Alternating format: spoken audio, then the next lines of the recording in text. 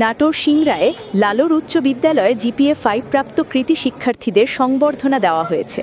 নাটোর থেকে ফরহাদুজ্জামানের প্রতিবেদনে দেখুন বিস্তারিত। বৃহস্পতিবার লালুর উচ্চ বিদ্যালয় সকাল 10টায় এই সংবর্ধনা দেওয়া হয়। হাতিনন্দাহ ইউনিয়ন গ্রন্থাগারের আয়োজনে বিভিন্ন শিক্ষা প্রতিষ্ঠানের 17 জন এসএসসি শিক্ষার্থীদের জিপিএ 5 প্রাপ্তদের ক্রেস্ট দিয়ে সম্মাননা দেওয়া হয়। অনুষ্ঠানে প্রধান অতিথি হিসেবে উপস্থিত ছিলেন জেলা প্রশাসক আসমা শাহিন, অতিরিক্ত জেলা প্রশাসক আবুল হায়াত, অতিরিক্ত জেলা প্রশাসক শিক্ষা ও আইসিটি জান্নাত আরা ফেরদৌস। আলোচনা সভায় অন্যান্যের মধ্যে উপস্থিত ছিলেন সিংড়া উপজেলা নির্বাহী কর্মকর্তা মাঝারুল ইসলাম, হাতিনন্দাহ ইউনিয়ন গ্রন্থাগারের সাধারণ সম্পাদক অ্যাড বাকিবিলা রশিদ, শহীদের স্কুলের শিক্ষার্থীরা ও এলাকার গণ্যমান্য ব্যক্তিবর্গ।